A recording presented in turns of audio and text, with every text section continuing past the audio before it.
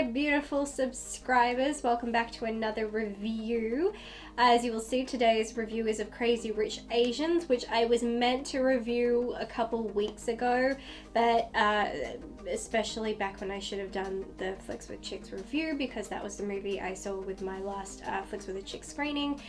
And as I mentioned in that particular video, the reason that I hadn't been uploading videos was due to my health, which is still a little bit but I'm bored and my channel is suffering, so I got off my butt and here I am. So here it is. It may be late, but here it is. Here's my review for Crazy Rich Asians.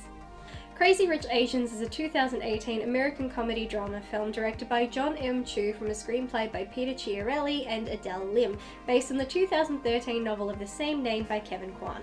The film follows a young Asian American woman who travels to meet her boyfriend's family and is surprised when she discovers they are among the richest in Singapore. When I first saw the trailer for Crazy Rich Asians, I was instantly excited to watch it. Rom-coms are not usually my cup of tea, but right before my eyes was advertising for a movie with a plot we have seen done a million times by white people, instead this time being done by an Asian cast and featuring Asian culture.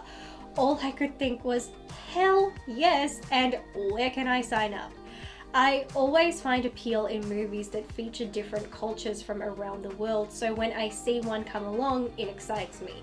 This mostly stems from the fact I'm a white woman born and raised in Australia, and I don't think there's much culture to be found in my background outside of stubbies and thongs, and by thongs I mean flip-flops, and it's not exactly a culture I go around promoting.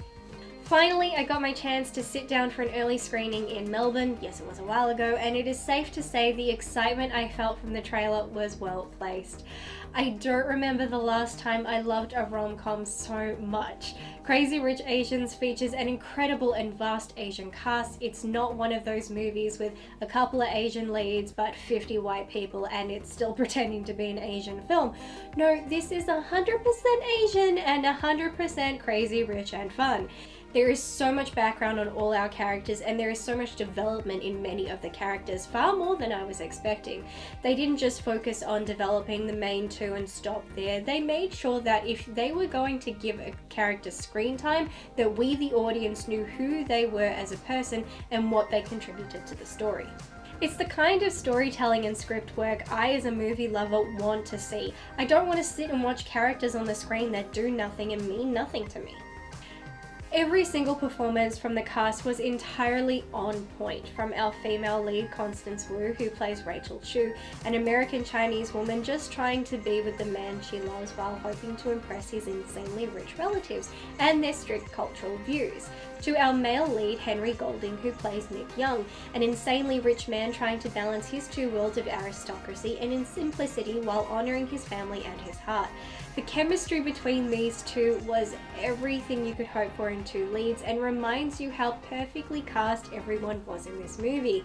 I don't think there was a single character I disliked, maybe one of the annoying ones, but they still worked, so it doesn't matter. I'm a huge fan of Michelle Yeoh. The woman can do no wrong. If someone asked me who my favorite Asian actress was, I would name her every time. So having her in this was just the cherry on top of the world's most glorious cake. Yeoh does a superb job as Nick's mother, Eleanor Sung Young. I love how the characters were written. I especially love that most of our characters are not depicted as bitches and assholes. Some are, but in a relatively normal way. For the most part, the characters are grown, mature people just seeking love and happiness in their lives, and on top of that, most of them have found friends who give them unwavering support and encouragement. To see this is very uplifting, mainly because I'm tired of watching rom-coms where the lead woman has a slutty best friend just telling her to screw around, or the main lead male has a best friend just telling him not to settle down and that he should be banging anything that walks. It's so nice not to see that for a change. This movie has everything: excellent pace, fantastic story, in-depth characters, culture, contextual background, and purpose. Even the soundtrack was fantastic. I'm already a fan of Asian pop music, especially K-pop, Korean pop music if you don't know.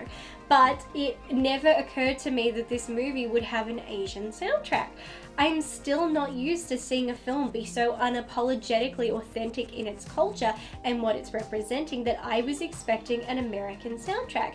Instead, they were incredibly smart and gave us popular American hits performed by Asian artists in their native tongue, which was so perfect. I was grinning and already thinking iTunes better have this soundtrack. So much about this movie is relatable, which is important. For one, it will be relatable to Asian audiences, but also to non-Asian audiences, which I think helps send the message that though we may come from different places or have different skin, many of our experiences and our feelings in life are the same. It's such an important message, and it's something we need right now. Racism is becoming more popular these days, a fact which breaks my heart. So for films to try to show its viewers that while small things about us may be different, we are all very much the same. It's such a profound thing to include, and I'm so grateful the message was there. I love that this movie gives us a great deal of context to Nick's family's behaviour, especially his mother's. It doesn't just say, oh, they're just eccentric and domineering for no reason.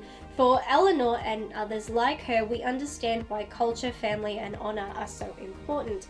We see at the start of the film that it didn't matter how much money she had, she was Chinese and therefore less than anyone else. She was the victim of racism, and I'm sure it wasn't her only encounter. When others view your entire race as less than human and not worthy of respect, your self-worth is shattered. But she and others have things to make them strong, their family, their culture and their honour, things no white person can take away, something that lives on even when you're gone, something you can pass on and teach. When that is where you can put your pride, you will treasure and protect it above all things. Growing up, I spent many weekends staying at my friend's house. Her family is Cambodian, and being there was educational, fun, and a little awkward. Awkward because I was the only white girl surrounded by 50 Cambodians, and fun because these people were so welcoming to me. There was always so much going on. Karaoke to songs in languages I didn't understand, playing games, making food as a family, things I personally did not experience. I learned so much about what culture is and what it means to have that. I was always jealous because I came from a dysfunctional family that wasn't big on family gatherings. In fact, one half of my family wanted nothing to do with me and the other half didn't want anything to do with anyone. And here I was growing up watching how her family was, and I envied her. Her mother was the boss of the house. My friend and her siblings would rather chop off a limb than disappoint or piss off their elders.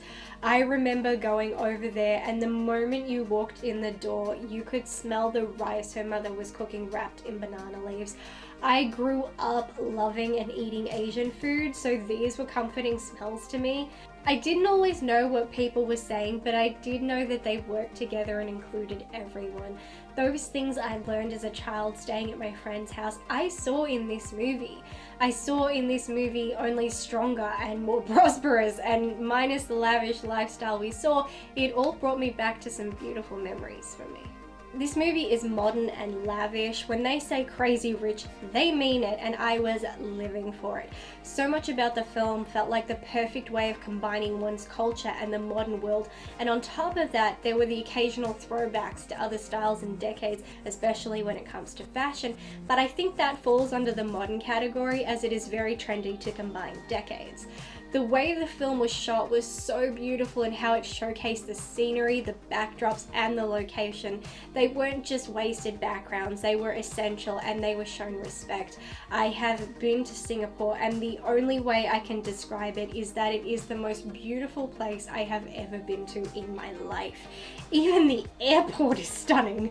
The greenery in Singapore is so exquisite, and their buildings are works of art, and this film did a phenomenal job at showcasing all of that and truly capturing the beauty of Singapore in a way I'm not sure I've seen done before.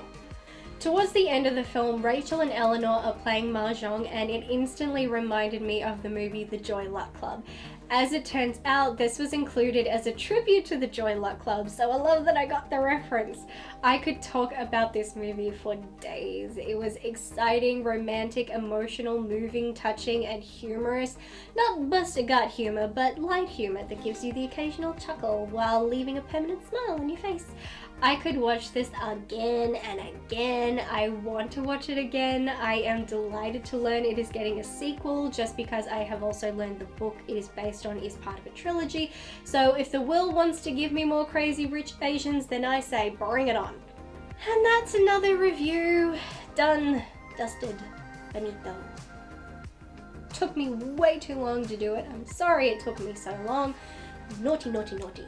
Anyway, I'm sure that most people have seen Crazy Rich Asians by now, so if you have, comment down below, share your thoughts on it.